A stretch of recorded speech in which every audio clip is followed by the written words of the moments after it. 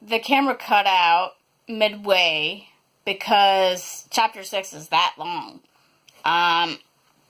Almost 32 minutes is my maximum length of how much I can record on my phone, so I'm sorry about that.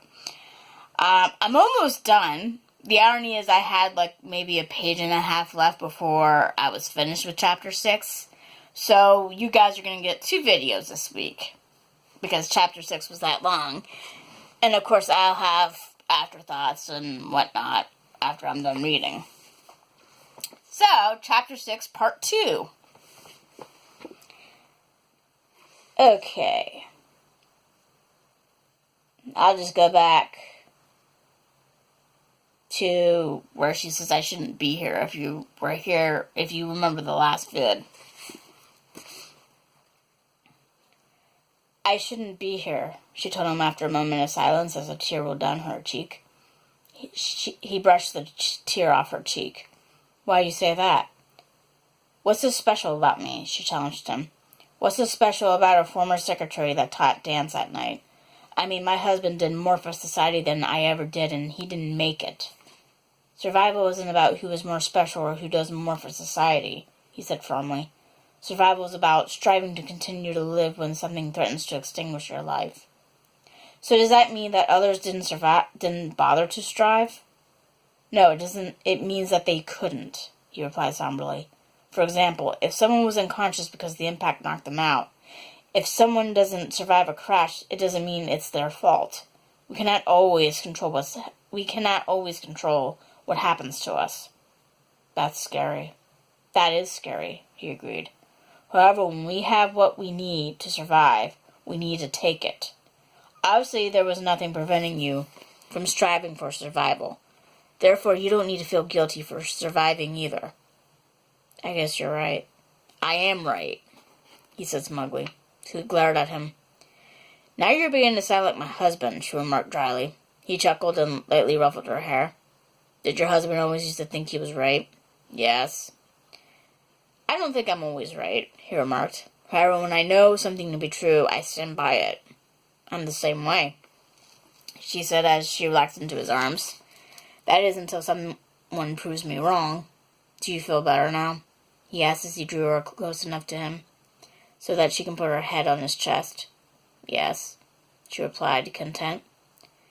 You made me feel so much better about surviving than my therapist ever has. Glad to hear it, my dear, he said happily as he kissed her forehead. So what did your therapist say about survival? She said that life isn't fair. Well, she's right about that, he remarked. However, it's nice to know why life may not be fair at times. I agree.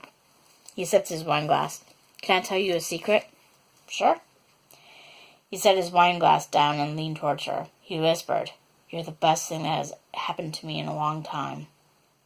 That's a good secret, she mumbled as she shivered from his cool lips being on her ear. I got a better one, though. Do tell, he said as he kissed the hollow space beneath her ear. She leaned towards him. You're the best thing that has happened to me since the crash, she whispered in his ear. That's a good one, too, he remarked softly as his lips found hers. She returned his kiss with just as much tenderness. He took the kiss longer and deeper. She returned his kiss with just as much passion. She got on top of him and straddled him. As she began to kiss his neck, he kissed hers. It had been a mistake. He smelled the sweet, tangy scent of her blood. He could feel her pulse and the sound rushing through her veins. Fangs exploded in his mouth as his hunger took over his passion. He gently lifted her off him and set her on the couch. He stood up and refused to look at her for fear that she might see the beast within him. I'm sorry, my dear, he said gruffly. I have to go. He walked away from her, leaving her confused and worried. And that is the end of chapter 6. Took 2 videos to do, apparently. And quick drinky. I have enough time as I have 28 minutes left. Yeah, long chapter. Long chapter. So, if you guys have any comments, any questions, any recommendations, whatnot, don't hesitate to say it.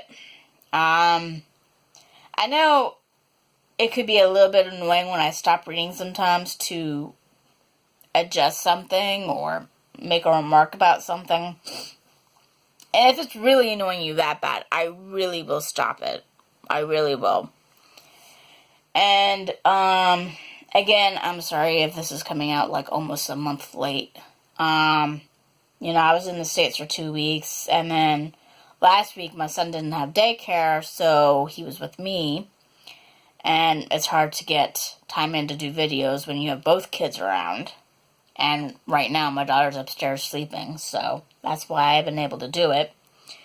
So, thank you for your support, with the vids and with everything else.